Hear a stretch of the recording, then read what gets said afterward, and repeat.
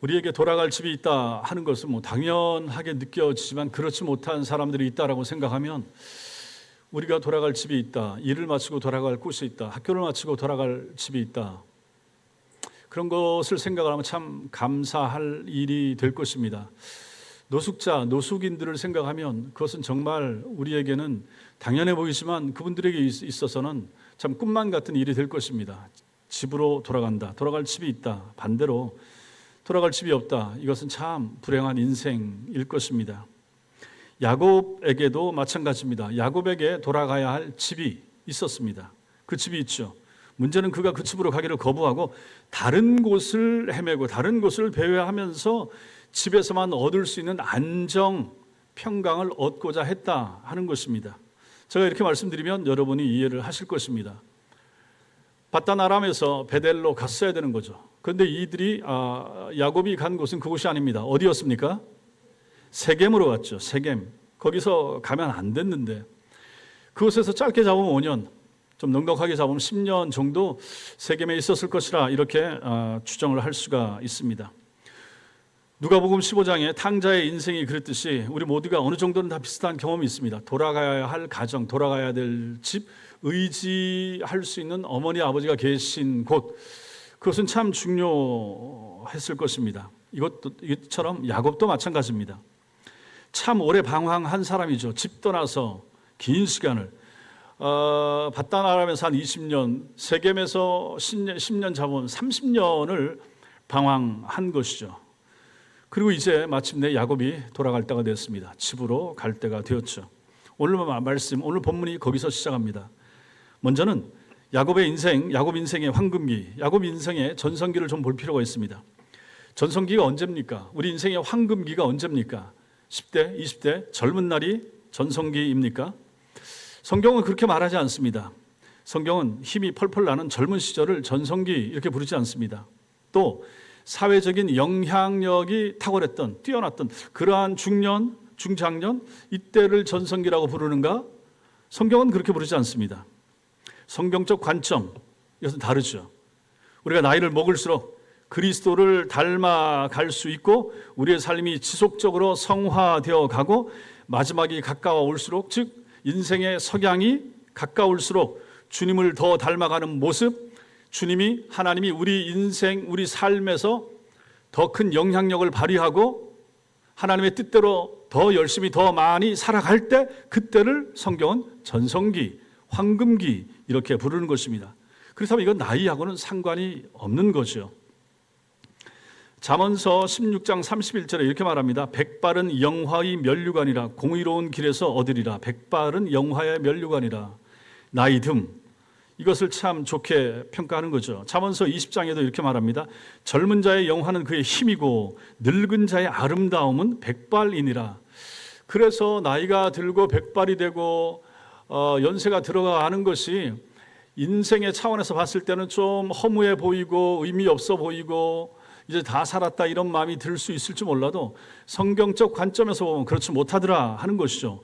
오히려 이 백발이 아름다움이고 영화로움이고 면류관이라. 하나님 앞에서 신앙생활 잘하는 노인들, 믿음생활 잘했을 때 하나님은 이렇게 평가하시더라 하는 것입니다. 파란만장한 인생을 살았던 야곱이 이제 집으로 돌아갈 시간이 되었습니다. 지난 주일에 본 34장 본문에 34장, 오늘 35장인데 34장 본문 말씀 중에 특이한 게 하나 있다라고 말씀드렸습니다. 그게 혹시 뭔지 기억나십니까?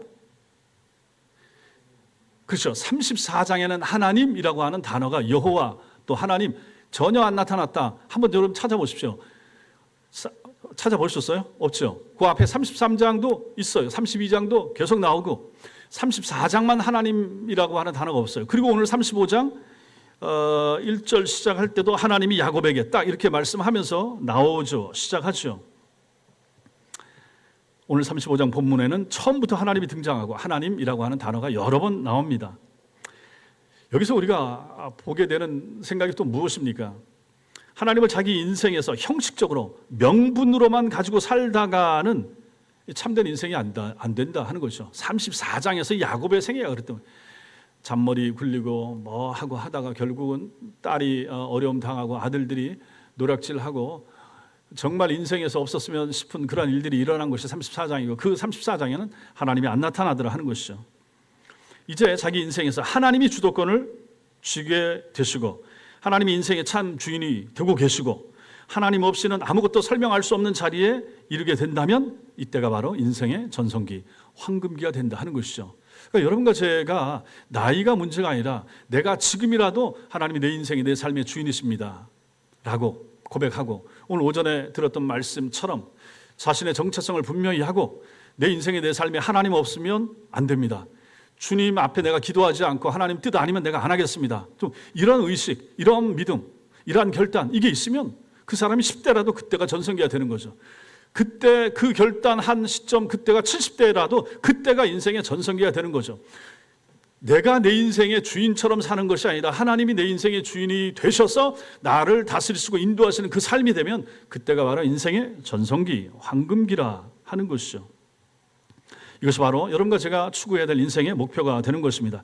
젊음, 건강, 부, 명예 이게 아니라 오전 말씀처럼 하나님이 우리 인생의 절대적 중심이 되는 거, 하나님 뜻, 하나님 나라, 하나님의 영광, 하나님의 교회 이게 우리 마음에 새겨지고 이것을 위해서 살 수 있다 그러면 그 인생이 얼마나 복된 인생이 될 것인가.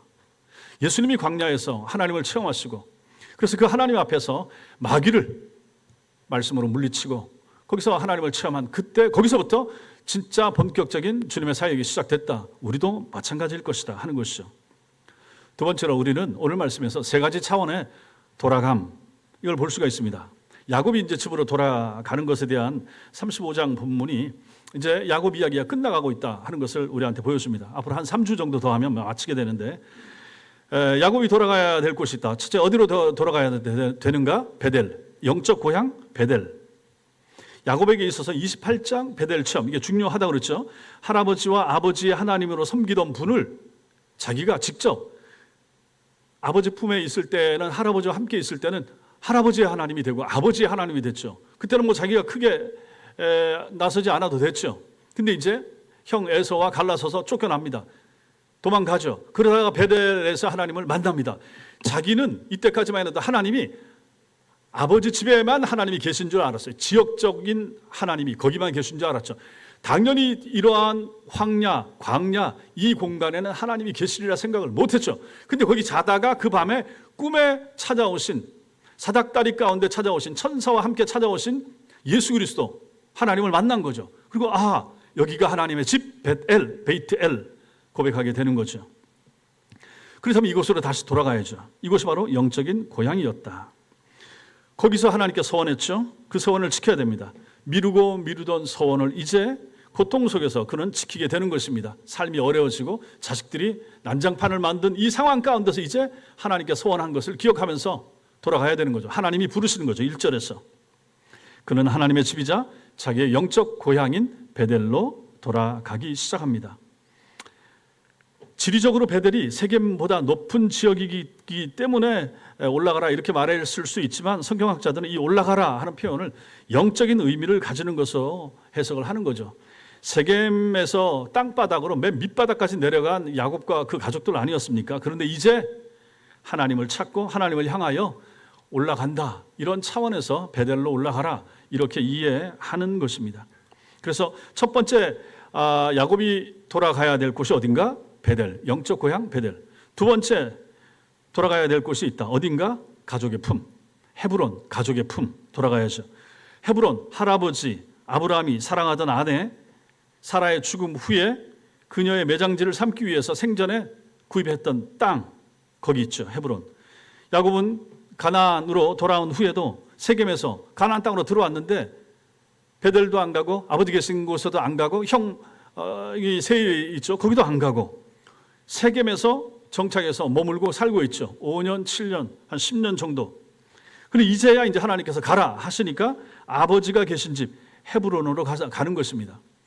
긴 시간 떨어져 있었으면 아버지를 보러 갈 법도 한데 성경에 그게 나와 있지 않으니까 지난번에도 말씀드렸던 것처럼 어머니 안 계신 집에 아버지와 관계가 안 좋고 껄끄럽고 그래서 그냥 야곱이 안 갔을 수도 있다. 그냥 세겜에 머무르고 있었을 수 있다. 이렇게 볼 수가 있죠. 그런데 이제 돌아가는 것입니다. 30여 년 전 아버지 속이고 떠났던 아들이 이제 와서 아버지께로 가게 되는 거죠. 성경이 분명히 기록해주고 있지 않지만 우리는 그가 아버지와 기쁨의 만남을 가졌을 것으로 충분히 우리는 생각을 할 수가 있습니다. 이것은 우리에게 중요한 교훈을 줍니다. 뭡니까? 우리의 영적인 성장이라고 하는 것은 종종 끊어진 관계의 회복을 통해서 나타난다 하는 거죠. 끊어진 관계의 회복. 야곱이 하나님과의 관계를 회복하면서 동시에 아버지와의 관계도 회복이 되는 것입니다. 우리 여러분들의 집안 가운데 가족 사이가 틀어졌거나 이런 사람들이 충분히 있을 수 있습니다. 지금 같은 세대에 안 보고 사는 경우들도 많이 있죠. 이것을 회복하고 싶은 마음들이 또 간절히 있죠. 나나 형제나 아니면 가족이나 가족 중에 누구, 형제 중에 누구, 뭐 자녀들 중에 누구, 어머니 안 봐, 아버지 안 봐 이렇게 할 수도 있죠. 형제 간에도 안 보고 가지도 않고 오지도 않고 연락도 안 되고 이럴 수가 있습니다. 회복하길 원하십니까? 그렇다면 어떻게 해야 됩니까? 하나님이 중간에 계셔야 됩니다. 하나님과의 회복이 먼저입니다. 내가 먼저 하나님과의 회복이 돼야 되고 또 나는 회복이 됐는데 동생이나 형이나 누구든지 안 됐다. 그러면 기도해야 되는 거죠. 그가 하나님 만나기를. 하나님을 만나야 됩니다. 하나님을 만나야 누구라도 내가 만난 하나님, 그가 만난 하나님, 이 하나님이 연결고리가 되어서 다시 만날 기회가 주어지게 되리라라고 하는 것이 우리가 오늘 말씀에서 보는 것이죠. 이게 필요하다 하는 것입니다. 이게 두 번째, 헤브론으로 돌아감, 아버지 품으로 돌아감. 세 번째 돌아감이 있습니다. 에서, 형과의 만남, 형과의 화해. 이게 마지막 돌아감이죠. 창세기 33장에서 형 에서에게 곧 뒤따라서 세일로 가겠다라고 했지만 안 갔잖아요. 그리고 세겜으로 갔다고 했죠.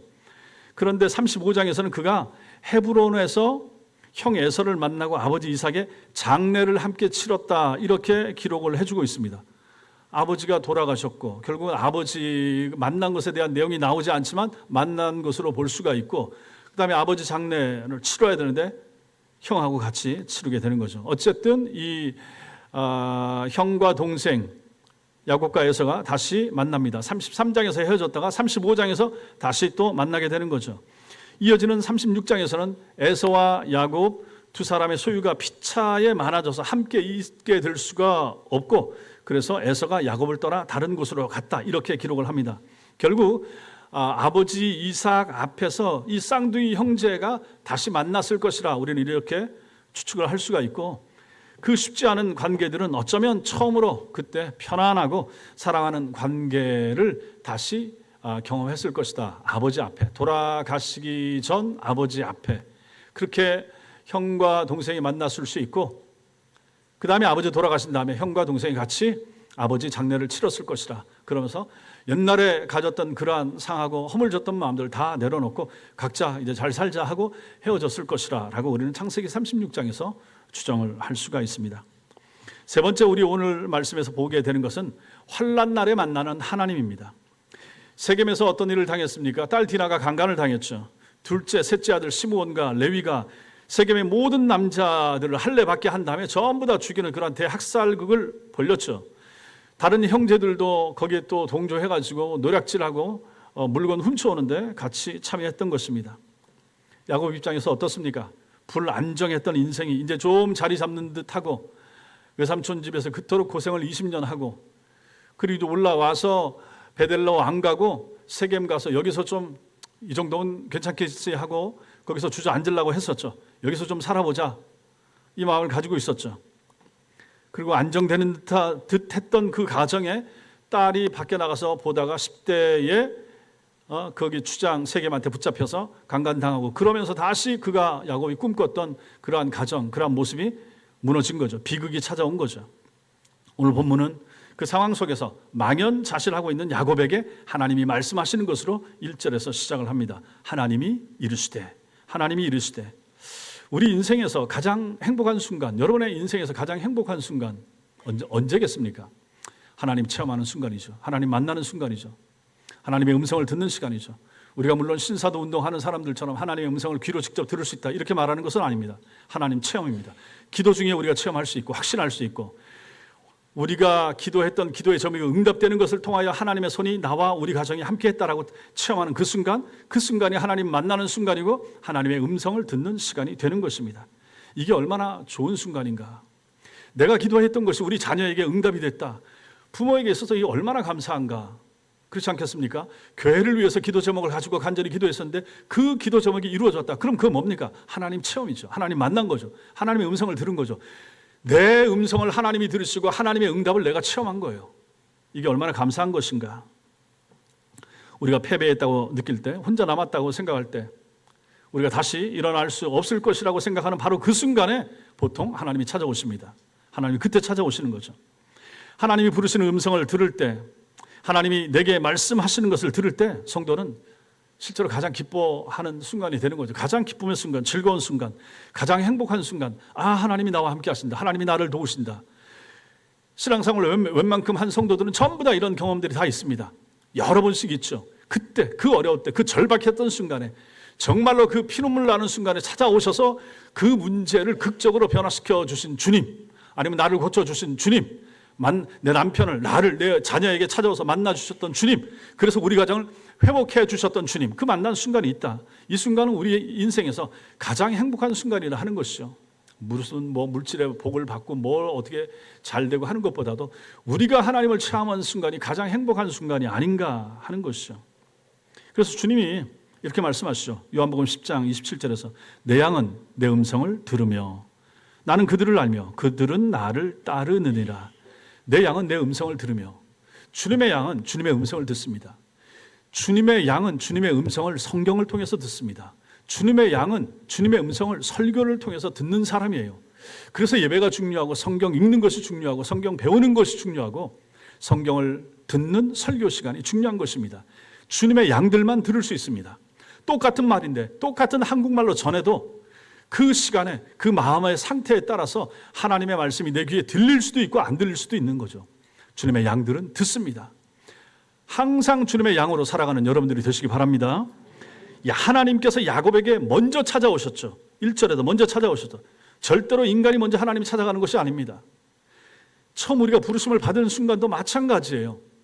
친구를 통해서, 부모님 손에 이끌려서, 누구와 함께 옆집 아주머니 따라서 같이 교회에 가도 하나님이 부르신 것입니다. 그 사랑을 통하여. 요한복음 6장 44절에서 말씀하시죠. 나를 보내신 아버지께서 이끌지 아니하시면 아무라도 내게 올 수 없다. 하나님이 이끄시는 것입니다. 눈에 보이는 사람을 통하여. 사람을 통하여. 그런데 사실 하나님은 그 환난 날에만 야곱을 찾아오신 것이 아니라 가만히 성경을 보면 어떻습니까? 하나님은 떠나지 않으세요. 야곱 곁에 계셨습니다. 가장 위험하고 힘들고 집안이 풍비박산 나는 순간에도 하나님이 없다. 내 눈에 안 보이는 거지. 하나님, 영으로 계신 하나님이 안 계신 곳이 어디 있으며 안 보이는 곳이 어디 있겠습니까? 우리가 못 보는 거죠. 우리가 깨닫지 못하는 거죠. 그리고 우리가 말하기를 하나님 안 계셔 이렇게 말할 뿐이지. 하나님은 온 세상 천지 만물에 편재하시다, 편만하시다. 이걸 어려운 한자말로 무소부재하시다 이렇게 표현하잖아요. 하나님이 안 계신 곳이 없으시다. 우리는 그런 하나님을 믿는 거죠. 그럼 야곱 집안에 이런 어려운 일이 있을 때도 하나님은 야곱과 그 가족들과 함께 하셨다 하는 것이죠. 그 순간에도 어찌 보면 하나님이 야곱을 부르셨을 수 있습니다.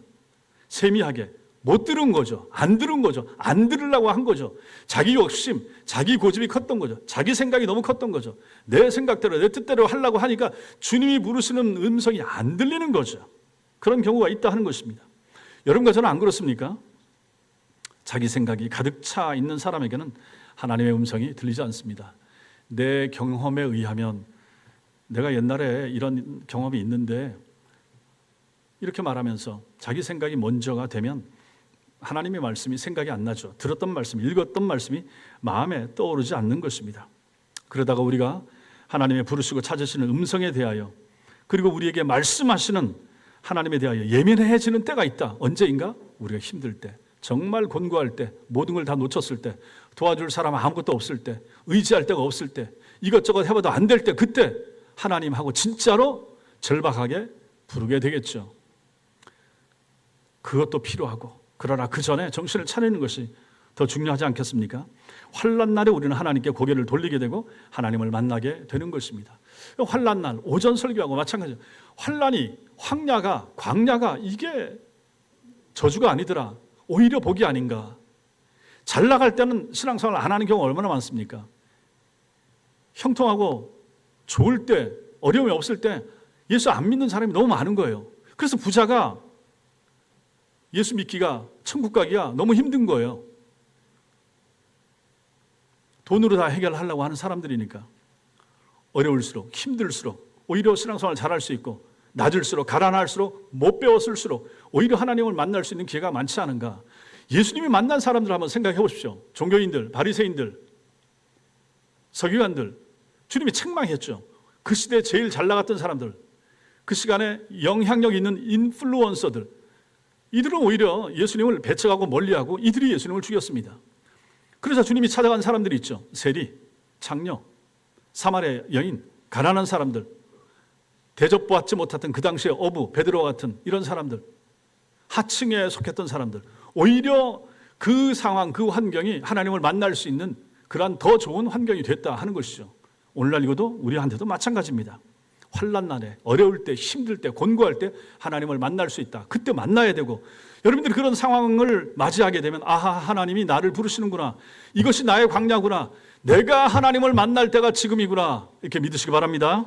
네 번째, 헌신과 성결을 새롭게 해야 됩니다. 하나님께서 베델, 너의 영적 고향, 집으로 돌아가라 라고 말씀하시자 절망 속에서 신음하던 야곱이 이제 새롭게 희망을 품게 됐습니다. 하나님의 음성, 하나님의 말씀이야말로 우리 영혼을 소성케 하는 유일한 원천이 되는 거죠. 그런데 이게 얼마나 중요한가, 이 말씀을 듣는 것이 얼마나 귀중한가 하는 것을 우리는 오늘 말씀에서도 다시 확인하게 되는 것입니다.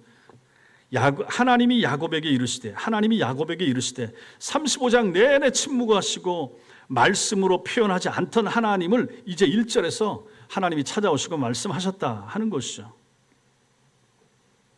요한복음 5장 25절에 진실로 진실로 너희에게 이르노니 죽은 자들이 하나님의 아들의 음성을 들을 때가 오나니 곧 이때라. 듣는 자는 살아나리라. 듣는 자는 살아나리라. 하나님 말씀을 들어야 살아납니다. 오전 예배도 마찬가지고 오후 예배도 마찬가지고 성도들이 앉아 계시고 잠옷이라도 계시고 누가 살아나는가? 누가 살아날 것인가? 말씀이 들려야 살아납니다. 말씀을 들어야 살아나는 거죠. 그래서 늘 거기에 대한 안타까움이 있죠. 제가 어떻게 할 수 있는 부분이 아닙니다. 저는 간절한 마음으로 기도하고 말씀을 잘 준비해서 전할 뿐이고, 또 여러분들도 여러분 가족들을 위하여 또 자녀들을 위해서 기도하시겠죠. 그러나 듣게 하시는 분은 하나님이십니다. 하나님이 귀를 열어주셔야 들리게 되는 것입니다. 하나님이 하셔야 됩니다. 듣는 자는 살아나리라. 야곱은 이세 가족들과 함께 모든 사람들을 불러놓고 말을 합니다. 뭐라고 말합니까? 이 참담한 실패와 비극 속에서 자식들을 비난합니까? 아니죠. 야곱은 이제 정신을 차렸습니다. 그렇게 말하지 않습니다. 이방 신상을 버리라 말합니다. 자신을 성결케 하라. 옷을 벗어라. 의복을 바꾸라. 그리고 베델로 올라가자. 거기서 하나님께 단을 쌓자. 거기 가서 하나님을 만나고 하나님을 예배하자. 이렇게 말을 하는 거죠. 야곱은 자기가 지금 있는 모습 그대로 하나님 앞에 나갈 수 없다는 사실을 잘 압니다. 가족들도 마찬가지고. 지금은 바꿀 때입니다. 성결케 할 때입니다. 헌신을 새롭게 해야 할 때입니다. 하나님이 자기를 베델로 부르시는 것은 하나님께서 자기에게 헌신과 성결을 새롭게 하라라는 음성으로 야곱은 들은 것입니다. 깨달은 거죠. 제대로 깨달은 거죠. 세겜에서 보냈던 그 긴 시간 동안에 그와 그의 가족들의 삶 속에 이것저것 묻은 그 때들을 이제 씻어낼 때가 되는 거죠. 그리고 그 이방인들과 함께 살면서 이방 신상이나 이방의 문화가 얼마나 자기 자녀들 가운데 자기에게 들어왔겠습니까? 바단 아람을 출발할 때도 마찬가지였죠. 라헬이 아버지의 드라빔을 훔쳤지 않습니까? 그게 우상이란 말이죠. 이미 그때도 그런 성향이 있었던 이들이 여기 와서 살면서, 세겜에서 살면서 그 세겜 사람들에게 영향받지 않았으리라 누가 말합니까? 그 이방 땅이고 다 우상을 숭배하는 사람들인데 자녀들이 거기에 충분히 물들었을 수 있다 하는 거죠. 이것을 버리자라고 야곱이 지금 말하는 것입니다. 이방 문화 속에 살던 아내들과 자식들이 이방 신상들을 버리고 이제 새롭게 하자, 이 얘기를 지금 여기서 하는 것입니다. 모든 더러운 것들을 청산할 때가 되었다. 그걸 결단하고 있는 것입니다. 자기 손에 있는, 가족들 손에 있는 이방 신상, 그리고 귀에 있는 귀고리도 빼어서 야곱에게 가지고 왔습니다. 귀고리는 일반적으로 당시 이방 신상 만들 때 주로 쓰던 재료였기 때문에 그 연관성을 가지고 야곱에게 가져왔던 것입니다. 그것마저도 다 버려서 이방 신상, 우상과 관계 있는 것들은 전부 다 버리게 했던 것이죠. 야곱은 세겜을 떠나기 전에 그것들을 전부 다 모아다가 상수리 나무 아래 다 묻어버립니다. 이제 과거를 여기다 묻어버리는 거죠. 베델의 하나님 앞으로 나갈 준비를 다 했던 것입니다. 여러분과 저의 인생에도 마찬가지입니다. 하나님께서 부르시는 음성을 들을 때 어떻게 해야 됩니까? 하나님은 결단을 요구하신다. 신앙생활을 제대로 할 때, 바르게 해야 될 때, 회심할 때, 참 주님의 백성으로 살아가려고 할 때 결단을 하게 되죠. 그때는 어떻게 합니까? 옛날을 버려야죠. 옛날 거, 추했던 거, 더러웠던 거, 이방 신상, 하나님을 멀리하게 만들었던 그런 모든 요소들 내려놓는 거죠. 그리고 새롭게 시작을 해야 되는 거죠. 청산할 것을 청산해야 새로운 시작을 잘할 수가 있다 하는 것을 우리는 오늘 여기 야곱의 모습에서 봅니다. 마지막으로 5번째, 초점의 변화가 있습니다. 초점이 이제 바뀌어집니다. 어떻게 바뀌어집니까?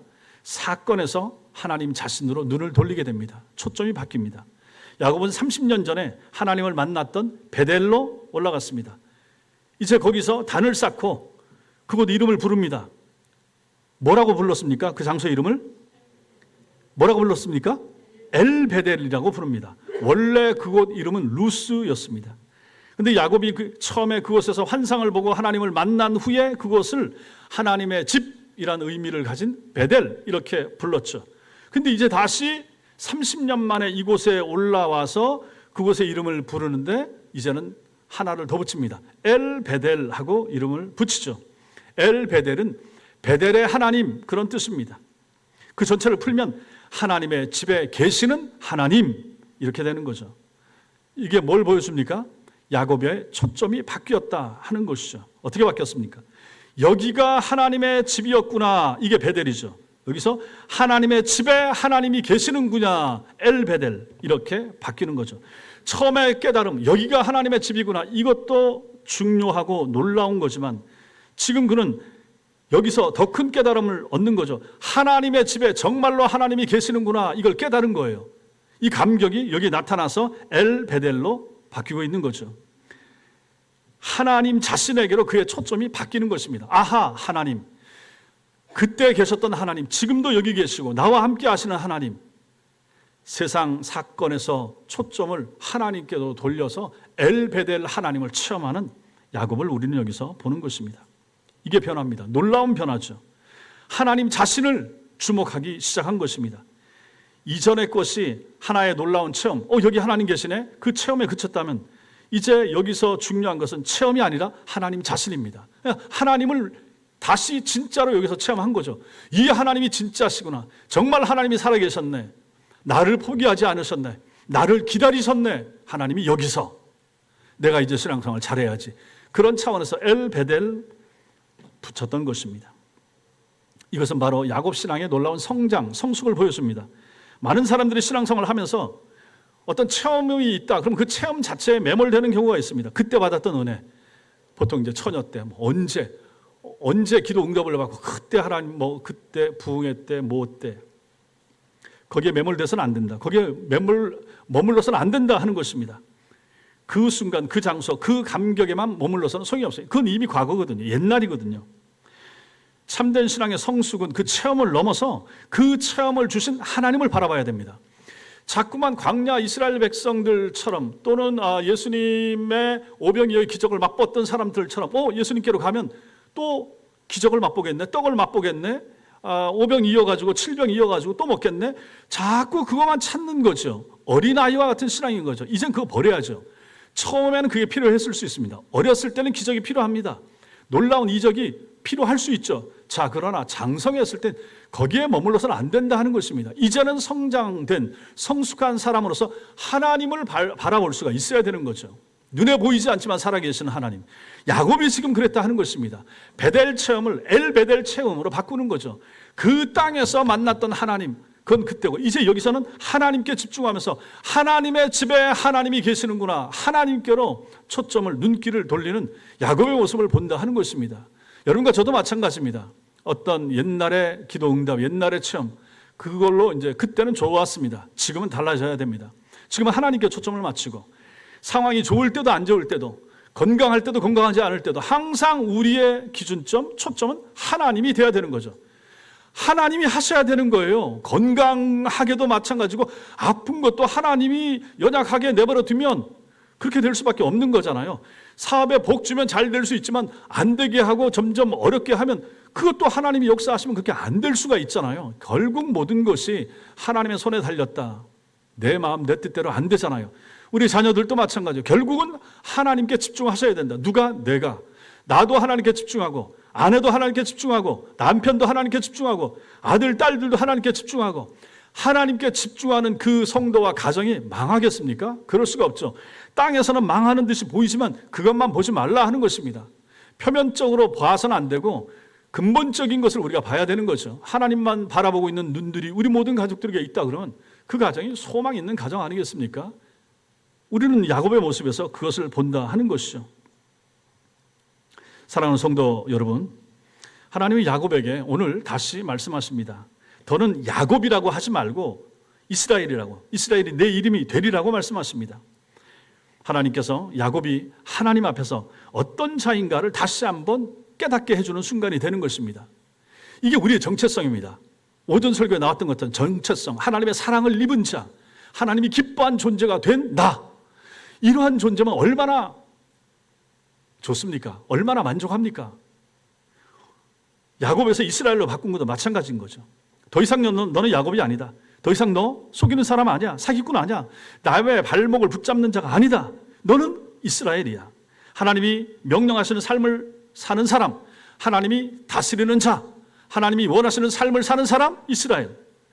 너는 세겜에서 패배하고 살아갈 자가 아니야. 이제 다시 일어서 베델에서, 엘베델에서 나와 함께 가자. 주님이 이렇게 말씀하신다 하는 거죠.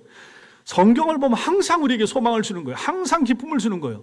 아플 때도 성경 봐도 되고 연약할 때, 무너졌을 때 성경 보면 일어날 힘을 얻게 되죠. 오늘 이 말씀도 마찬가지입니다. 세겜이 좋을 것이라 생각하고 여기에 정착했는데 여기서 다 망했죠.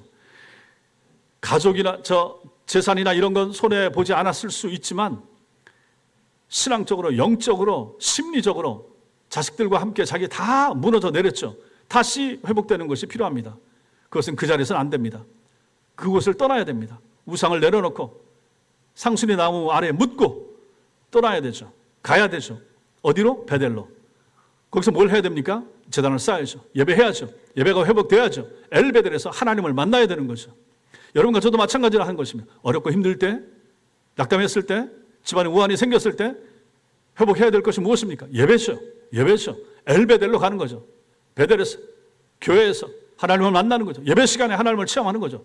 거기서 힘을 얻는 거죠. 거기서 소망을 얻는 거죠. 하나님이 힘 주시면 회복됩니다.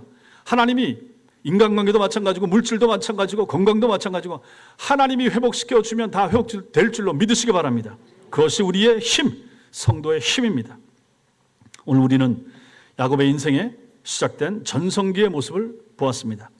나이가 들어서 오는 전성기가 아니라 하나님이 인생의 절대적 중심이 되시는 전성기, 그게 전성기입니다. 하나님이 내 인생의, 내 삶의 중심이 될 때 전성기입니다. 여러분 인생에도 이런 전성기가 시작되길 바랍니다. 체험을 넘어서 하나님 자신을 주목하시고 환난 중에도 하나님의 음성을 들으시고 과감히 성결과 헌신을 새롭게 하는 그러한 전성기, 오늘부터 여러분과 저의 전성기가 새롭게 시작되는 은혜가 여러분과 저에게 있기를 주님의 이름으로 축원합니다.